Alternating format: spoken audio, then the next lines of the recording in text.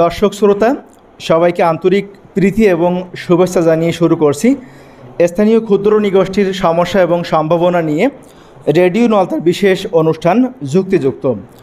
এই অনুষ্ঠানটির পুরোটা সঞ্চালনায় আপনাদের সাথে থাকবো আমি মামুন।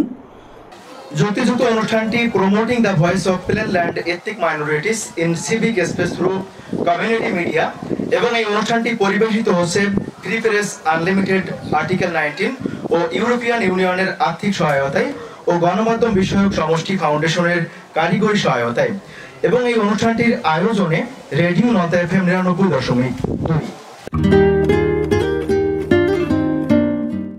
আমাদের এই সংলাপ অনুষ্ঠানে সাতক্ষীরার সর্বদক্ষিণে শ্যামনগর উপজেলায় সুন্দরবন উপকূলে এখনও টিকে আছে আদিবাসী মুন্ডা সম্প্রদায়।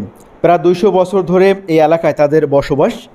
তাদের আছে নিজস্ব ধর্ম, ভাষা, উৎসব, সংস্কৃতি, বিনোদন। জানা যায় যে 200 বছর আগে অঞ্চলের জঙ্গল কেটে তারা বসতি গড়ার জন্য মুন্ডাদের পূর্বপুরুষেরা ভারতের রাঁচি থেকে এখানে এসেছিল। উপকূলীয় অঞ্চল তথা প্রতিকূল পরিবেশে প্রতিনিয়ত তারা লড়াই করে সংগ্রাম করে এখনও টিকে আছে। আমাদের সমাজের চারপাশে এমন অনেক পিছিয়ে পড়া জনগোষ্ঠী আছে, তাদের মধ্যে এই আদিবাসী মুন্ডা সম্প্রদায় অন্যতম। মুন্ডারা স্বাস্থ্যগত দিক থেকেও অনেকাংশে পিছিয়ে রয়েছে, বিশেষ করে নারী এবং শিশুরা, পুষ্টিগত সমস্যা, গর্ভবতী মায়েদের স্বাস্থ্যসেবা, স্বাস্থ্যসম্মত স্যানিটারি ল্যাট্রিনের সহ আরও নানা দিক থেকে তারা পিছিয়ে রয়েছে। আজ আমরা সরাসরি সংলাপ অনুষ্ঠানে আদিবাসীদের স্বাস্থ্য এবং চিকিৎসা সেবা ও স্যানিটারি ল্যাট্রিন নিয়ে আমরা কথা বলবো, এবং এ বিষয়ে মূল্যবান পরামর্শ এবং তথ্য দিয়ে সহযোগিতার জন্য আমাদের স্টুডিওতে এবং বিশেষ করে আজকের এই ডায়ালগ সেশনে আমাদের এই অনুষ্ঠানে উপস্থিত আছেন উপজেলা স্যানিটারি ইন্সপেক্টর বিকাশ সরকার স্যার। আমাদের সাথে আছেন SK Siraj, councillor mayor 2, panel mayor 2। আমাদের সাথে আছেন শ্যামনগর আদিবাসী মুন্ডা সংগঠনের প্রতিনিধি, এবং আমাদের সাথে আরও আছেন এই প্রকল্পের 15 জন ইউথ লিডার। স্যার, আপনাকে আমাদের এই অনুষ্ঠানে অংশগ্রহণ করার জন্য অনেক অনেক ধন্যবাদ জানাচ্ছি। তো স্যার, আমি প্রথমেই স্যার বিশেষ করে মুন্ডা আদিবাসীদের স্বাস্থ্যসেবা এবং সেই সাথে চিকিৎসা সেবা সহ স্যানিটারি ল্যাট্রিন বিষয়ে তারা যে পিছিয়ে রয়েছে, এই বিষয়ে স্যার তাদের আমি একটু ভাবনাটা স্যার আপনার কাছ থেকে, বিশেষ করে তাদের মুখ থেকেই স্যার আমি তাদের যে ভাবনাগুলো উঠে আসছে সেগুলো স্যার প্রথমেই শুনব। তো এ বিষয়ে আমি গোপাল চন্দ্র মুন্ডাকে আসলে সংক্ষেপে এ বিষয়ে ধারণা দেওয়ার জন্য অনুরোধ জানাচ্ছি। রেডিও নলতাকে, কারণ বাংলাদেশের দক্ষিণ পশ্চিম এলাকার সুন্দরবনের কোল ঘেঁষে এই সমতল ভূমিতে যে আদিবাসী মুন্ডা সম্প্রদায় বসবাস করে, তো তাদের অধিকার নিয়ে কথা বলার জন্য যে রেডিও নলতা তাদেরকে সদস্য হিসাবে আজকের উপস্থিত মিটিংয়ে কথা বলার জন্যে সুযোগ করে দেওয়ার জন্যে তো ধন্যবাদ জানাচ্ছি। আসলেই মুন্ডা সম্প্রদায়ের মানুষেরা এই অঞ্চলে সেই 250 বছর ধরেই এই অঞ্চলে বসবাস করলেও স্বাস্থ্য বিষয়টা তারা খুব অসচেতন বলবো এই জন্যেই তারা চিকিৎসার বিষয়টা নিজেদের মনোভাব অনুযায়ী তারা ভাবতে চায়। কারণ মুন্ডারা এই যে ডাক্তারি চিকিৎসাটাই কিন্তু কম বিশ্বাস করে, নিজেরা যে গাছগাছড়া কবিরাজি এইগুলাই কিন্তু বেশি বিশ্বাস করে। তো সেই অনুযায়ী এখনও পর্যন্ত তাদের মধ্যে এই বিশ্বাসটা রয়ে গেছে।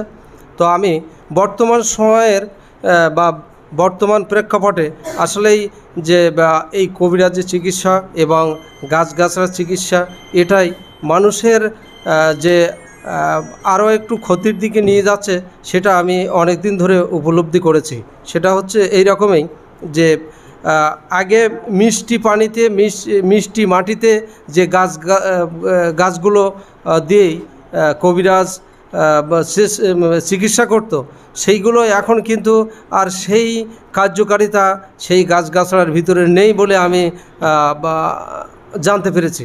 কারণ আমার এলাকাও অনেক মানুষ ছিল, কিন্তু এই আদিবাসীদের কোনো কিছু জ্বর হলেও তারপরে বা যে কোনো রোগের চিকিৎসা তারা করতে পারতো, কিন্তু সেই দিয়েই সেই গাছগাছড়া দিয়ে এখনও কিন্তু চিকিৎসা হচ্ছে, কিন্তু সেই রকম চিকিৎসা তারা এখন পাচ্ছে না। যে জন্যে আমার মনে হয় যে আসলে 1988 দিক থেকেই যখন এই যে ধানের চাষের জায়গায় যখন লোনা পানি ঢুকানো হলো, সব ফলজ গাছ কিংবা ঔষধি গাছ সব কিন্তু এর প্রতিক্রিয়াটা অনেক দুর্বল এখন আমি মনে করি। তো যে জন্যেই সেই বিশ্বাস থেকেই বেরিয়ে আসার জন্যেই রেডিও নলতা বর্তমান সময়কালে আজকের এই প্রশ্ন সংলাপেই ইউথ গ্রুপদের ডেকেছে বা তাদের কথা বলার সুযোগ করে দিয়েছে। এর জন্যেই আমি আন্তরিক ধন্যবাদ জানাই আমার পক্ষ থেকে। তো আজকের প্রশ্ন উঠে আসবে, স্যার আছেন উপস্থিত, প্রশ্নের উত্তরেও আমরা শুনব। স্যার নিজেই জানেন 2005 সালের দিকে হয়তো আমরা কিন্তু স্যার আমরা একসাথেই কাজ করেছি, যেমন এই স্যানিটারি বিষয়। ওই সময় কিন্তু খোলা জায়গা পায়খানা করতো মানুষ, আমরাও করতাম। ওই যে নদীর সাইডে বা ছোট্ট একটা আট দিয়ে আমরাও কিন্তু পায়খানা করতাম। তো একসাথেই মানে ওই সময় ওই 2005 সাল থেকে একসাথে কিন্তু এই যে লেট্রিন বা স্বাস্থ্যসম্মত পায়খানার যে প্রতিরোধ, স্যারও কালিঞ্চিতে গেছেন আমার মনে আছে। তো সেই থেকে এখনও পর্যন্ত সেইভাবে ব্যবহার করলেও সেইটা কিন্তু সরকারি পক্ষ বলি, স্থানীয় প্রশাসন বলি, মনিটরিংয়ের ক্ষেত্রে অনেক দুর্বল। যে জন্যে মানুষ কিন্তু আবার পর্যায়ক্রমে আবারও সেই জায়গায় আমার মনে হয় চলে আসছে। যদিও একটা লেট্রিন চারুপাশে ঘেরাবেড়া দেওয়া আছে, কিন্তু সেইটা স্বাস্থ্যসম্মত না। তো আজকের ইউথ গ্রুপ কি বলবে সেই তার উপর ডিপেন্ড করে স্যার হয়তো কিছু কথা বলবেন, আমিও পরে আবারও কথা বলবো। তো ধন্যবাদ, এই ছিল আমার আজকের কথা। অনেক ধন্যবাদ জানাচ্ছি গোপাল চন্দ্র মুন্ডাকে, যে সাতক্ষীরা শ্যামনগর উপজেলায় পিছিয়ে পড়া জনগোষ্ঠী মুন্ডাদের স্বাস্থ্যগত যে সমস্যাগুলো আছে সেগুলো আসলে দাদা তুলে ধরার চেষ্টা করেছেন। এবং স্যার আপনি আপনার অবগতির জন্য স্যার আমি আরও একটু বিষয় জানাতে চাচ্ছি স্যার। বিশেষ করে আমাদের আজকের এই অনুষ্ঠানের প্রকল্পের যে মূল বিষয়গুলো ছিল, বিশেষ করে স্থানীয় পিছিয়ে পড়া জনগোষ্ঠীকে তাদের বিশেষ করে সমাজের মূল স্রোতধারায় তাদেরকে ফিরিয়ে আনার জন্য, এবং এই প্রকল্পটি স্যার বিশেষ করে বাংলাদেশের 3টি কমিউনিটি রেডিও এই প্রকল্পটি নিয়ে কাজ করছে, স্থানীয় ক্ষুদ্র নিগোষ্ঠীর সমস্যা এবং সম্ভাবনা নিয়ে। রেডিও মহানন্দা নামে স্যার একটা কমিউনিটি রেডিও, সেটা চাঁপাইনবাবগঞ্জে স্যার, সেখানকার আদিবাসীদের নিয়ে তারা কাজ করছে। মৌলভীবাজার রেডিও পল্লীকণ্ঠ নামে একটা কমিউনিটি রেডিও স্যার, সেখানকার চা বাগান বা আদিবাসী যারা রয়েছে তাদের নিয়ে তারা কাজ করছে। এবং স্যার আমরা রেডিও নলতা স্যার আমরা শ্যামনগর উপজেলায় মুন্ডা আদিবাসীদের নিয়ে স্যার কাজ করছি। তো এবারে স্যার আমরা আর বেশি আলোচনা দীর্ঘায়িত না করব না, এবারে স্যার আমরা বিশেষ করে মূল আমাদের যে আলোচনার বিষয়বস্তু আছে, বিশেষ করে 15 জন যে ইউথ লিডার আছে আমাদের আজকের এই অনুষ্ঠানে, সেই ইউথ লিডাররা স্যার তাদের দৈনন্দিন যে স্বাস্থ্যগত সমস্যাগুলো তারা ভুগছে এবং স্যানিটারি ল্যাট্রিনের একটা বিষয় এখানে আছে স্যার, সে বিষয়গুলো নিয়ে স্যার তাদের নিজেদের সমস্যাগুলো আপনার কাছে তুলে ধরবে। তো প্রথমেই আমি আপনাদের মধ্য থেকে কাউকে স্যারের কাছে প্রশ্ন তুলে ধরার জন্য আহ্বান জানাচ্ছি। আমি প্রকাশ মুন্ডা, আমি স্যারের কাছে জানতে চাই, আমরা যারা পিছিয়ে পড়া আদিবাসী মুন্ডা জনগোষ্ঠী আছি, তারা স্বাস্থ্য সম্পর্কে এখনও অনেকেই জানি না বা স্বাস্থ্য সম্পর্কে তাদের কোনো ধারণা নেই। এখন এই স্বাস্থ্য সচেতনতার জন্য আপনার অধিদপ্তর থেকে কি ভূমিকা রাখছে? রেডিও নলতা 9.2 FM আয়োজিত ক্ষুদ্র নৃগোষ্ঠী যুব সমাজের উপস্থিতিতে এই সংলাপে উপস্থিত সবাইকে স্বাগত ও অভিনন্দন। আমি স্যানিটারি ইন্সপেক্টর হিসাবে দায়িত্বে আছি শ্যামনগরে। সেই আলোকে আপনাদের বলছি, প্রশ্নকর্তা প্রশ্ন করেছেন যে ক্ষুদ্র নৃগোষ্ঠীর উদ্দেশ্যে জনগণের স্বাস্থ্য সেবা কিভাবে নিশ্চিত করা যায়। তো সারা দেশে কিন্তু স্বাস্থ্য মন্ত্রণালয়ের অধীনে সারা দেশব্যাপী স্বাস্থ্যসেবা অব্যাহত আছে। বিভিন্ন ক্যাটাগরিতে, বিভিন্ন ধাপে, বিভিন্ন প্রতিষ্ঠান আছে। স্বাস্থ্য বিভাগের দুটো সার্ভিস হলো, একটা ডাইরেক্ট ক্লিনিক্যাল সার্ভিস আর একটা হলো প্রিভেন্টিভ, প্রতিরোধী ব্যবস্থা বিষয়ে নিয়ে আমরা বেশি কাজ করি। ওই সেক্টরটার সঙ্গে সরাসরি আমাদের ফিল্ড লেভেলের কিছু জনবল আছে এবং আমরা সুপারভাইজার লেভেলেও সেটা সুপারভাইজ করি এবং দেখি। আর কিউরেটিভ সাইড যেটা ক্লিনিক্যাল সাইড, সেটা এমবিবিএস ডাক্তার, নার্স, ওনার ওই সাইডটাই ওনারা হ্যান্ডেলিং করেন এবং সেবা দিয়ে থাকেন। তা ফিল্ড লেভেলে বা প্রিভেন্টিভ সাইটে যে কাজগুলো চলছে সেটা কিন্তু আশাব্যঞ্জক। যেমন বাচ্চাদের নবজাতক থেকে বাচ্চাদের টিকার আওতায় আনা হয়েছে, সমন্বিত নারী পুরুষ যে কোনো সমাজে যে কোনো জনগোষ্ঠীর লোকজন কোনো ভেদাভেদ ছাড়াই এই টিকাটি পাবে। কোনো মহিলা যদি গর্ভবতী হওয়াকালীন সে অনেক সেবা পাবে। এমনকি আমাদের ডিএসএফ প্রোগ্রাম আছে, ডিএসএফ প্রোগ্রামে তার পরীক্ষা নিরীক্ষা, ইসিজি, রক্ত পরীক্ষা সহ সেবা সহ বেশ কিছু টাকার ব্যবস্থাও আছে। সেটা স্থানীয় চেয়ারম্যান মহোদয় ও আমাদের স্বাস্থ্য বিভাগের মাঠ পর্যায়ে যার দায়িত্ব আছে, একটা কমিটি আছে, সেই কমিটি এই জনগোষ্ঠীর লোকজনগুলোকে বাছাই করে এ সেবাটা দেওয়া হয়। প্রতি বছর আমাদের কৃমি বিতরণ হয়, কৃমির ট্যাবলেট, কৃমি প্রতিরোধী ট্যাবলেট বিতরণ হয়। ভিটামিন এ রাতকানা রোধে ভিটামিন এ ক্যাপসুল বিতরণ হয়। প্রাইমারি স্কুল, হাই স্কুলে আমাদের স্বাস্থ্য বিভাগে যারা দায়িত্ব আছে তারা স্বাস্থ্য সচেতনতা বৃদ্ধির জন্যে স্কুল বাচ্চাদের উদ্দেশ্যে তারা পাবলিক হেলথ, পার্সোনাল হাইজিন মানে ব্যক্তিগত পরিষ্কার পরিচ্ছন্নতা বিষয়ে জ্ঞান ধারণা দিয়ে থাকে। এইরকম অনেক প্রোগ্রাম ফিল্ড লেভেলে আমাদের আছে এবং উন্নত দেশের সঙ্গে আমাদের তাল মিলিয়ে আমরা স্মার্ট বাংলাদেশ হওয়ার লক্ষ্যে এগিয়ে যাচ্ছি এবং স্বাস্থ্য সেক্টরটাও কিন্তু আর পিছিয়েই নেই, যুগোপযোগী এবং আমরা এগিয়ে যাচ্ছি, এটা আমরা আশাবাদী। ধন্যবাদ সবাই।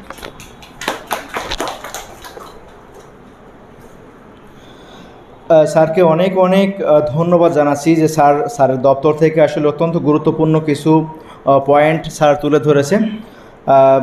তো আমরাও চাই যে আসলে বিশেষ করে স্থানীয় যারা পিছিয়ে পড়া জনগোষ্ঠী রয়েছে আসলে কাউকে বাদ দিয়ে নয়, সবাইকে নিয়েই আমরা দেশকে এগিয়ে নিতে চাই।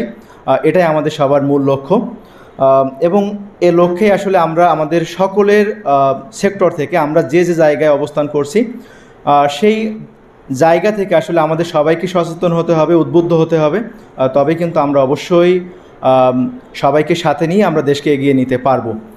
তো এ পর্যায়ে স্যারের কাছে কোনো বিষয় নিয়ে প্রশ্ন রাখার জন্য আহ্বান জানাচ্ছি। উপজেলা প্যানেল চেয়ারম্যান স্যারের কাছে একটা প্রশ্ন জানতে চাই।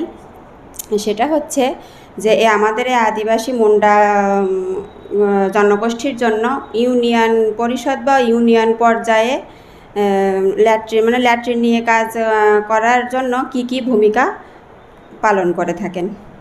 ধন্যবাদ রেডিও নলতাকে এ ধরনের একটি সুন্দর প্রোগ্রাম আয়োজন করার জন্য। আসলেই আমরা এখানে আমাদের সাথে উপস্থিত আছেন আমাদের চরদীয় দাদা, সকলের প্রিয় স্যানিটারি ইন্সপেক্টর, উনি দীর্ঘদিন ধরে এখানে কাজ করছে। সবাইকে শুভেচ্ছা জানাচ্ছি। আসলেই আমরা আদিবাসী, মুন্ডা বা অন্য কোনো সম্প্রদায়কে আসলেই ছোট করে দেখতে চাই না। তাদেরকে তারা বাংলাদেশের নাগরিক, তারা ইউনিয়ন পরিষদের ভোটার, তারা ইউনিয়ন পরিষদের নাগরিক, জনগণ, আমরা সবাই এক এবং ভিন্নভাবে আমরা এগুলো দেখি না, কোনো দিন দেখতে চাই না। আমরা যারা জনপ্রতিনিধি আছি আমাদের কাজ কিন্তু সাধারণ অসহায় মানুষদেরকে নিয়ে, আমরা কিন্তু কাউকে কোনোভাবে পার্থক্য করে আমরা দেখি না, বৈষম্যভাবে আমরা দেখি না এটা। আমরা যারা জনগণ, কারণ আমরা কিন্তু যখন নির্বাচিত হই তখন সবার ভোট নিয়ে নির্বাচিত হয়ে থাকি, সেই হিসাবে আমরা অন্য কোনোভাবে কাউকে ডেজিগনেশন দেব না। সবাই আমরা এক, সবাই বাংলাদেশি, সবাই বাংলাদেশের মানুষ, সবাই ইউনিয়ন পরিষদের নাগরিক, সবাই একটি গ্রামের মানুষ। এটি আমাদের কাম্য বা আমরা এটা মনে করি। আসলে স্যানিটেশন শুধু নয়, সব বিষয়গুলো নিয়ে ইউনিয়ন পরিষদ কাজ করে থাকে। আপনারা জানেন যে ইউনিয়ন পরিষদের যারা জনপ্রতিনিধি আছে তারা কিন্তু সকাল থেকে সন্ধ্যা পর্যন্ত এবং রাত পর্যন্ত কাজ করে থাকে। এরকম ব্যতিক্রম কাজ কিন্তু অন্য কোনো ডিপার্টমেন্টের লোকজন করে না। বিশেষ করে যেরকম সরকারি কোনো দপ্তরের লোক, তারা কিন্তু একটি দপ্তর নিয়ে কাজ করে থাকে। মৎস্য অফিস, তারা কিন্তু শুধু মৎস্য অফিসের যে দায়িত্বটুকু সেটুকু পালন করে থাকে। কিন্তু একজন জনপ্রতিনিধি তিনি কিন্তু মৎস্য অফিসের দায়িত্ব পালন করে থাকে। ওই যে থানা থেকে একটি দায়িত্ব দিলেও তাই সেটাই পালন করে থাকে, কৃষি অফিস থেকে দায়িত্ব দিলেও সেটি পালন করে থাকে, উপজেলা স্বাস্থ্য কমপ্লেক্স থেকে দায়িত্ব দিলেও সেটি পালন করে থাকে।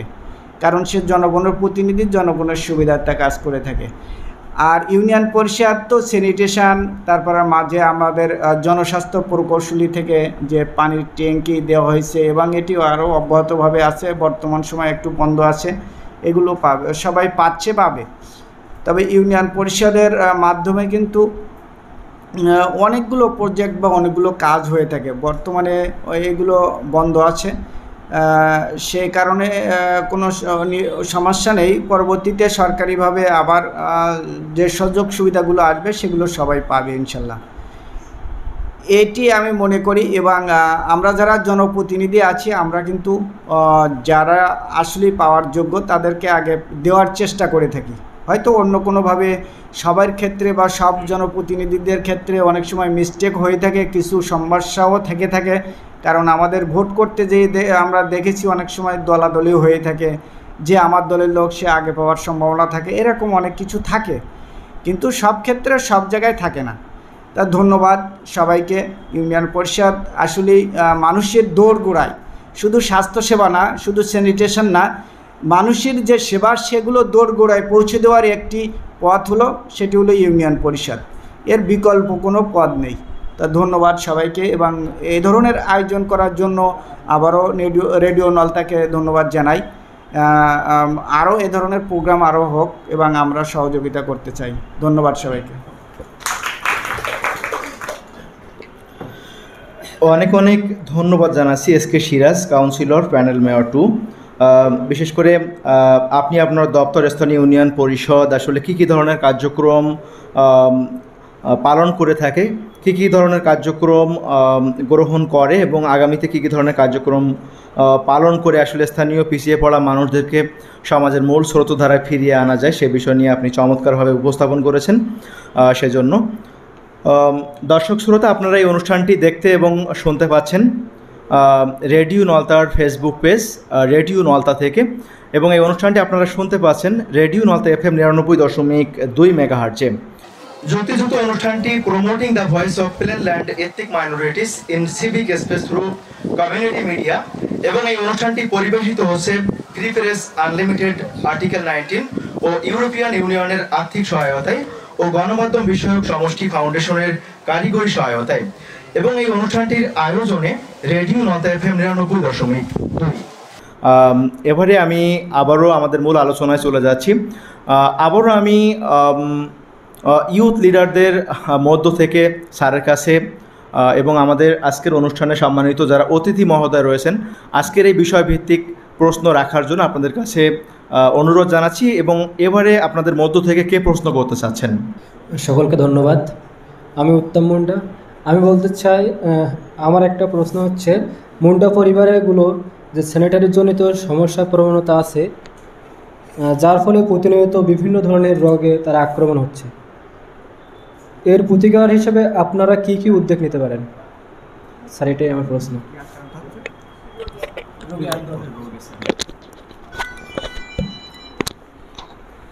ধন্যবাদ প্রশ্নকর্তাকে। প্রথমে একটু বলে নিই, আমাদের মানবদেহে অনেক প্রকার রোগ হয়। তা প্রবাদ বাক্যে আছে, রোগ হলো মলে এবং জলে।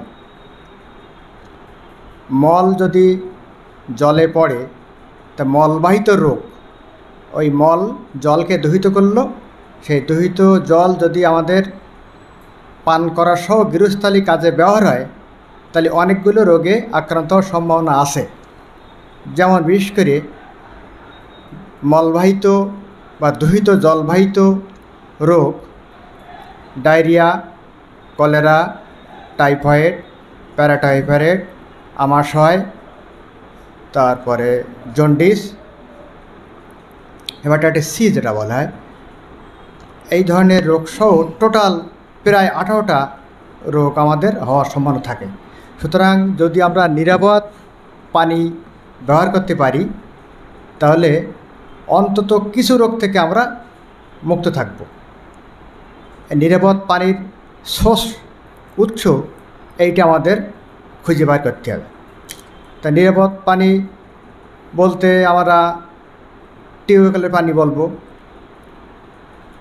তারপর বৃষ্টির পানি বলবো, তারপরে বোতলজাত পানি বলবো, যেটা কিনে খেতে হয়। তাছাড়া পুকুরের পানি যদি আমরা ফিল্টার করি বা দূষণমুক্ত করি সেগুলো নিরাপদ পানি আওতায় আসবে। কখনো কখনো পানি ফুটিয়েও নিতে হয়। ফিটকারি, ব্লিচিং সহ অন্যান্য কেমিক্যাল দিয়েও পানি কিন্তু স্থানীয়ভাবে দূষণমুক্ত করা যায়। আমাদের মাঠ পর্যায়ে আমাদের উপকূলীয় এলাকা শ্যামনগর, এইটা কিন্তু বিভিন্ন এনজিও সংস্থা সহ সরকারের জনস্বাস্থ্য প্রকৌশল এই নিরাপদ খাওয়ার পানির ব্যবস্থাটা চালিয়ে যাচ্ছেন। হয়তো সীমাবদ্ধতা আছে, বিভিন্ন কার্যক্রম অব্যাহত আছে। যেমন আমরা দেখেছি ওয়াটার রেট অনেক নিয়েছেন, রূপান্তর নিয়েছেন, ইত্যাদি অনেক এনজিও প্রোগ্রাম আমরা জানি। তারা কিন্তু এলাকায় নিরাপদ পানি ব্যবহারের কাজ করছে। স্থানীয় স্বাস্থ্য প্রকৌশল সহ স্থানীয় সরকার মানে ইউনিয়ন পরিষদের চেয়ারম্যান মেম্বার মহোদয়দের সাপোর্টে অনেক কার্যক্রম কিন্তু চালু আছে। এটা গভর্নমেন্টের সঙ্গে পার্টনারশিপ কাজ, এটা বোঝা গেছে। তা আপনারা সেই ব্যবস্থাটাও জেনে নেবেন, কোন এলাকায় কোন এনজিও কাজ করছে, সেখান থেকে যোগাযোগ নেবেন। ইউনিয়ন পরিষদের চেয়ারম্যান সাহেবকেও অবগত করবেন, ঠিক আছে। এটা সরাসরি হাসপাতাল সহ গভর্নমেন্ট যে আপনাদের হাতে হাতে পানির ক্যান বোতল পৌঁছে দেবে এমন কিন্তু না।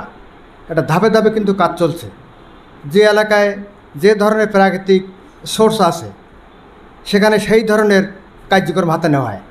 যেখানে বড় একটা পুষ্করিণী আছে, সেই পুষ্করিণীটা হলো কাঁটাতারে বেড়া দিয়ে সিল করা হয়, যেখানে জনগণ গোসল না করতে পারে, নোংরা আবর্জনা না ফেলতে পারে। সেখানে পিএসএফ বহায় নিয়েছে। পিএসএফ মানে বোঝেন, পন্ড স্যান্ড ফিল্টার। এখানেও কিন্তু নিরাপদ পানি পাওয়া সম্ভব। তা মনে হয় কিছু প্রশ্ন আমাকে বলা হয়েছে, উত্তর মোটামুটি সঠিক দিতে পারলাম কি না আপনারাই বোঝেন। ধন্যবাদ সবাইকে।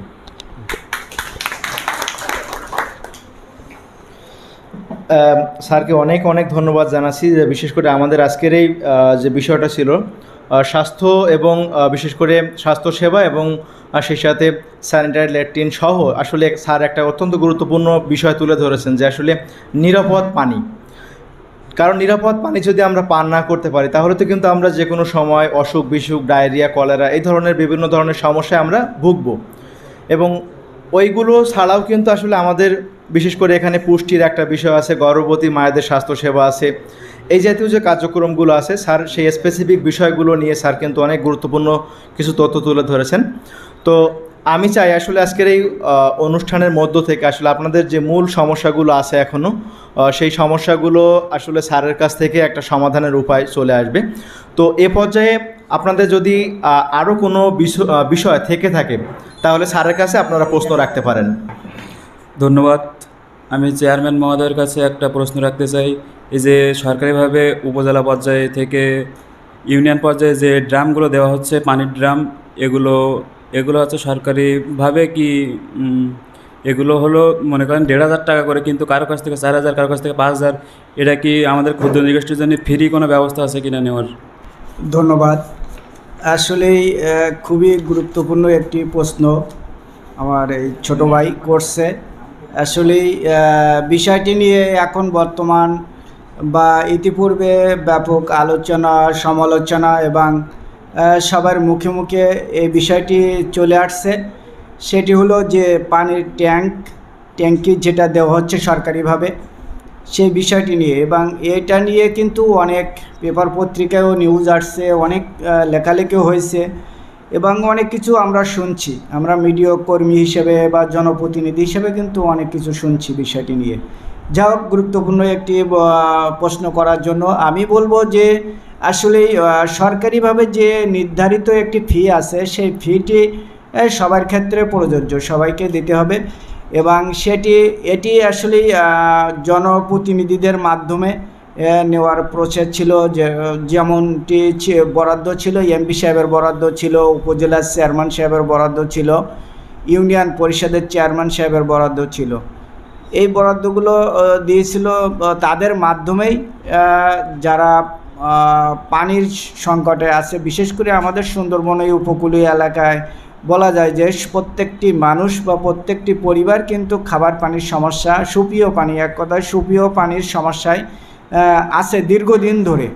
এর কিন্তু এখনও পর্যন্ত স্থায়ী কোনো সমাধান হয়নি, যেটি অনেকটা ট্যাঙ্কি প্রদানের মাধ্যমে প্রত্যেক ঘরে ঘরে বা প্রত্যেক পরিবারে ট্যাঙ্কি পৌঁছানোর মাধ্যমে কিন্তু এটি সমাধানের একটি প্রক্রিয়া চলতেছে বা এটি সমাধানের চেষ্টা করা হচ্ছে মাত্র।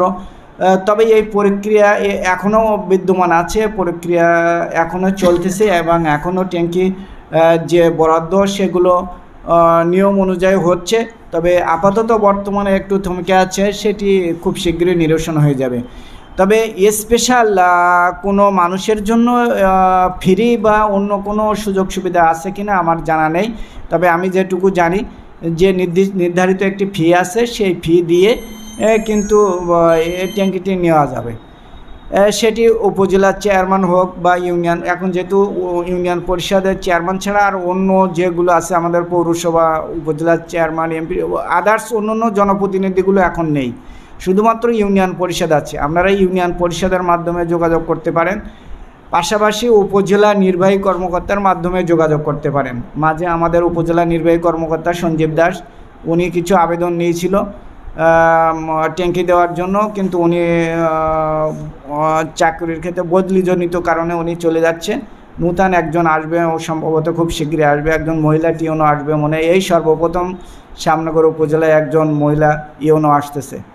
যাই হোক, আপনারা ইওনো সাহেবের মাধ্যমে, উপজেলা যে জনস্বাস্থ্য প্রকৌশলী আছে ওনার মাধ্যমে, অথবা ইউনিয়ন পরিষদের মাধ্যমে, ইউনিয়ন পরিষদের চেয়ারম্যান মেম্বার, তাদের মাধ্যমে যোগাযোগ করলে আপনারা এই ট্যাঙ্কিগুলো পাবেন। তা ধন্যবাদ সবাইকে। অনেক অনেক ধন্যবাদ জানাচ্ছি যে আপনি বিশেষ করে আপনার অবস্থান থেকে, আপনার দপ্তর থেকে আপনি সুন্দরভাবে উপস্থাপন করেছেন। এবারে আমি আপনাদের পক্ষ থেকে বিশেষ করে স্যারের কাছে আরও কোনো স্পেসিফিক বিষয়ে প্রশ্ন যদি থেকে থাকে তাহলে রাখার জন্য অনুরোধ জানাচ্ছি। ধন্যবাদ রেডিও নলতাকে। আমার নাম সুপ্রিয়া বিশ্বাস। আমি স্যানিটারি ইন্সপেক্টর স্যারের কাছে একটা প্রশ্ন জানতে চাই। সেটা হলো, আমাদের মুন্ডা আদিবাসীদের সবার বাড়িতে এখনও মানে স্বাস্থ্যসম্মত যে স্যানিটারি ব্যবস্থা থাকা উচিত বলে মনে আমরা করি, কিন্তু সবার বাড়িতে এখনও আমরা সেভাবে ল্যাট্রিনটা স্বাস্থ্যসম্মতভাবে তৈরি করতে পারিনি। অনেকে অবহেলায়, অনেকে আর্থিক অসচ্ছলতার কারণেও তৈরি করতে ব্যাহত হয়। এখন আমার জানতে চাওয়া হচ্ছে যে উপজেলা মানে সরকারিভাবে এই আমরা কোনো আর্থিক সুযোগ সুবিধা কি পেতে পারি? ধন্যবাদ প্রশ্নকারীকে বিষয়ভিত্তিক প্রশ্ন করার জন্য। স্যানিটেশন বা স্যানিটারি ল্যাট্রিন সম্পর্কে প্রশ্ন ওঠায় স্যানিটারি ল্যাট্রিন সম্পর্কে কিছু কথা প্রসঙ্গক্রমে এসে যায়। প্রথমে বলি, স্যানিটারি ল্যাট্রিন মানে স্বাস্থ্যকর পায়খানা বাংলায়। এই ধারণাটা কেন আমাদের দেশে একসময় জোরালোভাবে ভূমিকা নেওয়া হয়েছিল এবং একটা আন্দোলন হয়েছিল সারা দেশব্যাপী স্যানিটেশন, নিরাপদ পয়ঃপ্রণালী, নিরাপদ পায়খানা। আমরা অনেক কাজ করেছি। ইউনো মহোদয়, নির্বাহী কর্মকর্তা সহ অন্যান্য দপ্তর, বিশেষ করে ফিশারি, এগ্রিকালচার, এইসব অফিসারদের সমন্বয়ে অনেক প্রোগ্রাম করেছি। কোথাও কোথাও ঘেরে ভিতরে যেয়ে অস্বাস্থ্যকর পায়খানা ভেঙে দেওয়া বা তাদের চাল ছাউনি পোড়াই দেওয়া, এরকম ঘটনার উদাহরণও আমাদের আছে। তা স্যানিটেশন আমি আগে একটা প্রশ্নে বলে দিয়েছি যে রোগ হলো জলে এবং মলে। আগে স্যানিটারি ল্যাট্রিনের গঠন প্রণালী এবং তাৎপর্য ছোট্ট করে একটু কথা বলি। স্বাস্থ্যকর পায়খানার প্রথম শর্ত হল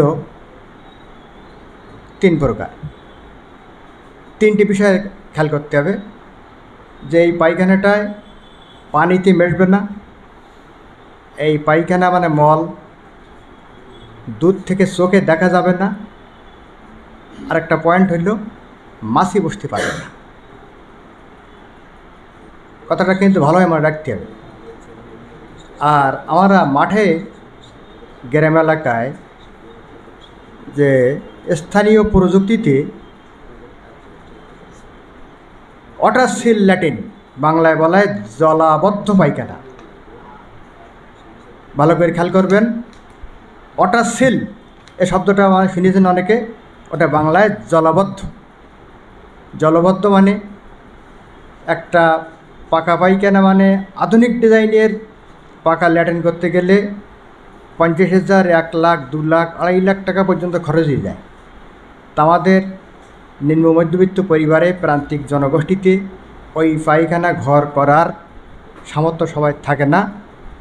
সেই জন্যে আমাদের দেশীয় স্থানীয় প্রযুক্তি, এটা বলা হয় অনেক সময় অ্যাপ্রোপ্রিয়েট টেকনোলজিতে ওয়াটারসিল ল্যাট্রিন তৈরি করা হয়েছে। কীভাবে?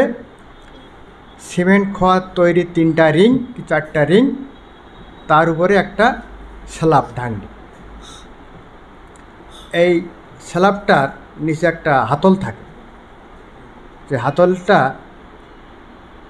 শেষ প্রান্ত, হাতলের শেষ প্রান্তটা এর মুখটা ঘুরায়নি। তার পানি ব্যবহার, ল্যাট্রিন ব্যবহার করার পরে পানি ব্যবহার করতে হবে। এখানে পানিটা আটকে থাকবে। সেই তার ব্যাখ্যায় ওয়াটারসিল মানে জলবদ্ধ করা গেছে। পানিটা আটকে থাকে, লাভটা কি? যে এখানে দুর্গন্ধটা নিচ থেকে উপরে উঠবে না, আবার মশা মাছি পানি ভেসে থাকলে মশা মাছি বসতে পারবে না। তা মাছি পায়খানায় বসা মানে মাটির কতগুলো পা থাকে, সেই পায়ে পায়খানার জীবাণু যাবে এবং খোলা খাবারে বসবে, মাছি আটকাইতে হবে। এই ধারণায় জলবদ্ধ পায়খানা এই হাতলযুক্ত করা হয়েছে। এবং এইটা কিন্তু মাথায় রাখতে হবে যে যেখানে জলবদ্ধ পায়খানা আছে, হাতলটা অনেকে ইচ্ছা করে ভেঙে দেয়, যে পায়খানাটা তাড়াতাড়ি যাতে মুক্ত হয়, পানি সরে যায়। এটা কিন্তু মহা ভুল। কিন্তু স্বাস্থ্যকর ল্যাট্রিন, স্বাস্থ্যসম্মত পায়খানার যে শর্ত, এই শর্তই কিন্তু নষ্ট করা হচ্ছে ইচ্ছা করে। এটা কিন্তু মাথায় রাখতে হবে। প্রয়োজনে সপ্তাহে বা 15 দিনে ব্রাশ করতে হবে। আমার পানি মল আটকে যাচ্ছে, সেই জন্যই তো আমি ভেঙে দিচ্ছি, এটা তো ঠিক না। এইবার জলবদ্ধ পায়খানা তো ব্যবহার করলেন, সেই সঙ্গে আরও বিষয় যে পায়খানাটা পার্শ্ববর্তী যেন কোনো জলাশয়ে উন্মুক্ত করে না দেওয়া হয়। অনেকের প্রশ্ন হয়তো অনেকের আছে যে জলবদ্ধ পায়খানা বা পাকা ল্যাট্রিন কংক্রিটের পাইপলাইন দিয়ে খালে বা পুকুরে বা কোনো প্রতিবেশীর জলাশয়ে দেওয়া হচ্ছে। এটাও কিন্তু স্বাস্থ্যসম্মত নয়, এটা কিন্তু আইন বিরুদ্ধ। এটাকে সবাই মাথায় রাখবেন। আর প্রশ্নকারীর যে বিষয়টা ছিল সেইটা সরকারিভাবে ওয়াটার সিল বা এই ল্যাট্রিন জলবদ্ধ পায়খানা বিতরণের ব্যবস্থা আছে কিনা। সরকার কিন্তু প্রশাসনিক বিকেন্দ্রীকরণের কারণে ধাপে ধাপে কিন্তু অনেক ক্ষমতা বিভিন্ন সংস্থা বিভিন্ন ডিপার্টমেন্টকে দেওয়া হয়েছে। একসময় ইউনো মহোদয় সব ক্ষমতা তার ছিল, তিনি নিজের দপ্তর থেকে সব কিছু করতেন, কিন্তু না, গভর্নমেন্ট থেকেছেন প্রশাসনিক বিকেন্দ্রীকরণ। ইউনিয়ন পরিষদের চেয়ারম্যান সাহেবদের দপ্তর অনেক শক্তিশালী করা হয়েছে। ওনার মাধ্যমে এডিবির বাজেট সহ অনেক বাজেট বরাদ্দ ওনার মাধ্যমে বিতরণ হয়, ব্যয় হয়। সরকারের সঙ্গে পার্টনারশিপ অনেক এনজিও, বোঝা গেছে, অনেক এনজিও এই দায়িত্বগুলো নিয়েছে কোথাও কোথাও। এখন যেমন দাকপে হয়তো আছে, আর আমরা আইল, সিডার, আমফানে দেখেছি তো অনেক বেসরকারি সংস্থা সরকারের অংশ হিসাবে, সরকারের পার্টনার হিসাবে প্রচুর সেবা কার্যক্রম চালিয়ে নিয়েছেন। তা সরাসরি সরকারের দপ্তর থেকে ওটা পাবেন না, ইউনিয়ন পরিষদের চেয়ারের মাধ্যমে পাবেন, সেটা প্রকান্ত সরকারই দিয়েছে, অথবা এনজিও, দাতা সংস্থাও দিতে পারে, চেয়ার মেম্বার মাধ্যমে বিনা পয়সায় পেতে পারেন। সুতরাং স্বাস্থ্য সচেতনতা একদিনই ব্যাপার না, আপনারা শিখবেন, জানবেন, আর নিজে যে নিবহিত থাকবে তা না, পরিবারের অন্যান্য সদস্যদের সঙ্গে গ্রুপ আলোচনা করবো এই বিষয়ে, ঠিক আছে? যেমন আমরা সত্য করে বলি, পায়খানা ঘরে যাওয়ার পরে শৌচ কার্য আমরা কয় হাত সাফ করব? শুধু একটা হাত,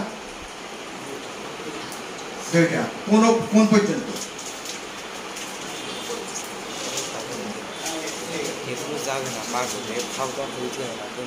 আমি সমান বন্ধুত্ব সমান ব্যবহার করতে হবে, কথা না কিন্তু আপনি খাদ্যত্ব সমান ব্যবহার করবেন, পরিবার সবাইকে ব্যবহার করার চেষ্টা করবেন, দাম বেশি নয়, ঠিক আছে? একটা 22-24 টাকা দিয়ে আমাদের লাক্স বা হেনা ফেনা কিনতে এমন হয়, ঠিক আছে? খাদ্যত্ব সমান বড়, দাম বেশ কম, ব্যবহার করবেন। আচ্ছা, আর জুতা পায়ে এখন তো আর কারো বলতে হবে না, সময় তো জুতো পায়ে দিয়ে যায়, হ্যাঁ, জুতো পায়ে দিয়ে ল্যাট্রিনে যেতে হবে। বাচ্চাদের অপারেটগতভাবে নখ কাটার ব্যবস্থা করাবেন প্রত্যেকের, ঠিক আছে? কিডনির ট্যাবলেট আর সরকারিভাবে দেওয়া হয় 5 বছর পর্যন্ত। আপনারা কী করেন? আপনারা কিনে খান? নিয়ম হইল বছরে যে কোনো বয়সে 5 বছর পর্যন্ত সরকার ব্যবস্থা নিয়েছে 2টা ট্যাবলেট খেতেই হয়। তা কিডনি আমার পেটে থাকবে না থাক, কিডনি কী ক্ষতি করে এটা বলতে পারবেন কেউ? কি ক্ষতি করে একটু জানেন, শুনুন। কৃমি হইল পরজীবী, অর্থাৎ ও কি রান্না করতে পারে? ও খাই কি? বেশি খাই কীভাবে? আমরা তো খাদ্য খাবার খাই, রান্না করে খাই, দোকান থেকে কিনে খাই, ফল খাই, তারা বেশি খাই কী করে? তাহলে আমার দেহের পুষ্টি, রস, রক্ত ওই কৃমি খায়। তাহলে আপনি দাম দিয়ে অনেক কিছু কিনে খেলেন, মাছ, মাংস, ডিম খেলেন, তার পুষ্টির ভাগ কৃমি নিয়ে যাচ্ছে, তাহলে আপনার পুষ্টি ঘাটতি করাচ্ছে। আর একটা জিনিস ঘাটতি করে, আমাদেরকে মেধা, খাদ্যের একটা অংশ মেধা তৈরি করে, বুদ্ধিবৃত্তি তৈরি করে, সেই অংশটাও কৃমি ওই পুষ্টির সঙ্গে গ্রহণ করে সেই নেই। তার মানে আমরা বুদ্ধিমত্তায় মেধায় কিন্তু দুগুণেই যাও। কৃমির ট্যাবলেট যদি আমরা খাওয়ার অভ্যাস না রাখি, কথা বলছেন? ছোটো বাচ্চাদের সেই জন্য গভর্নমেন্ট, আমরা তো মনে করেন বিভিন্ন রকমের মানসিকতা, কেউ অলস, কেউ কৃপণ, বা কেউ হলে অসচেতন, কৃমির ট্যাবলেট খাওয়ার কথা মনে থাকবে না বা খাবো না। তাই গভর্নমেন্ট 6 বছর পর্যন্ত বাচ্চাদের টার্গেট নিয়েছে যে এই জোর করে খাওয়াই কি হবে, জোর করি মানে উদ্বুদ্ধ করি। তা অনেক মেলামেশা মুখোমুখি কথা হইল, আপনাদের কথা অনুভূতি জানলাম, অভিব্যক্তি জানলাম, আমরা বুঝতে পারলাম। নিশ্চয়ই আপনাদের ভালো লেগেছে। হ্যাঁ, সুতরাং আমাদের দেশ এগিয়ে যাচ্ছে, পিছিয়ে যাচ্ছে না, কিন্তু এগিয়ে যাচ্ছে, স্মার্ট বাংলাদেশ হবে। হ্যাঁ, আমরা উন্নত জাতিতে পরিণত হব, স্বাস্থ্যবান জাতি হিসেবে গড়ে উঠবো, এই আশাবাদ ব্যক্ত করে আমার সংক্ষিপ্ত কথা শেষ করছি। ধন্যবাদ। আমি একটু অডিয়েন্সের পক্ষ থেকে আপনার কাছে প্রশ্ন করতে চাই। সেটি হলো যে আপনি উপজেলা স্যানিটারি ইন্সপেক্টর, কিন্তু আমরা অনেকদিন যাবৎ কোনো অভিযান দেখি না, অনেকদিন যাবৎ আপনি এর আগে জরিমানা টানা করতেন, সেগুলোও দেখি না।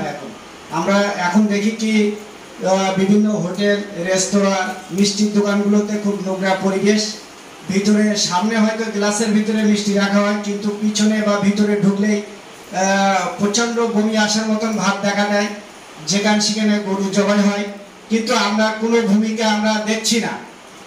এর কারণটা কি? এই প্রশ্নের উত্তর আমরা সবার পক্ষ থেকে আপনার কাছে জানতে চাই।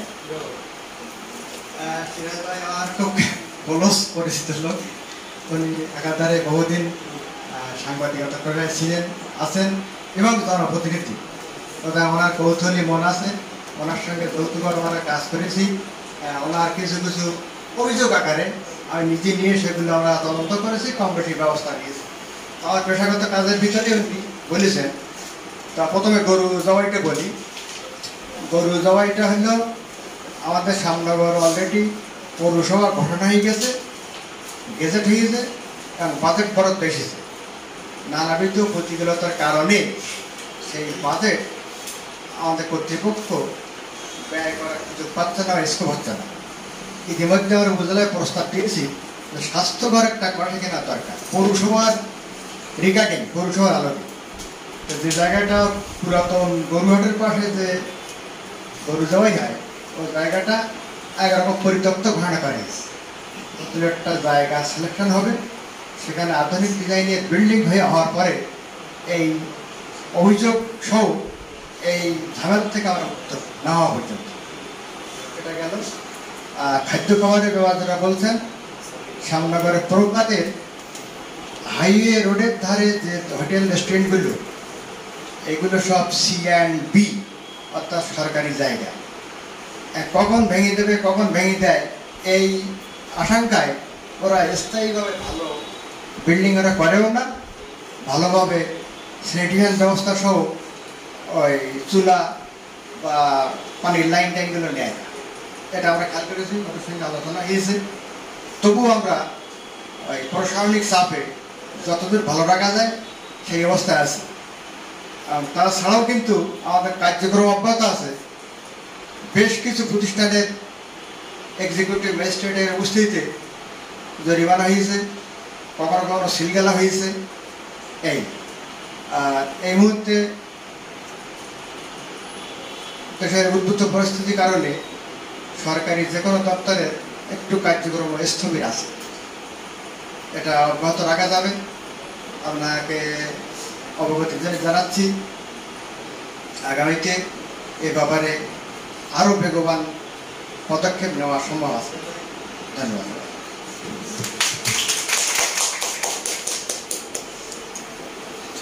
অনেক অনেক ধন্যবাদ জানাচ্ছি বিকাশ সরকার স্যারকে।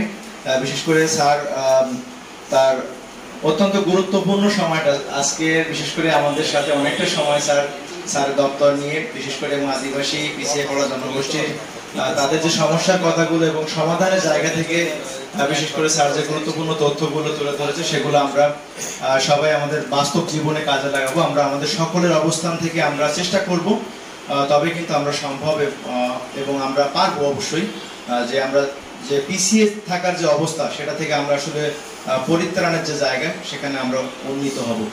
তো স্যারকে রেডিও নর্থের পক্ষ থেকে অনেক অনেক ধন্যবাদ জানাচ্ছি। আগামীতেও স্যারের সাথে আমাদের যোগাযোগ থাকবে এবং এমন ধরনের অনুষ্ঠানের আয়োজন অবশ্যই স্যার আমরা অব্যাহত রাখবো এবং আপনাদের সার্বিক সহযোগিতা স্যার আমাদের একান্ত কাম্য।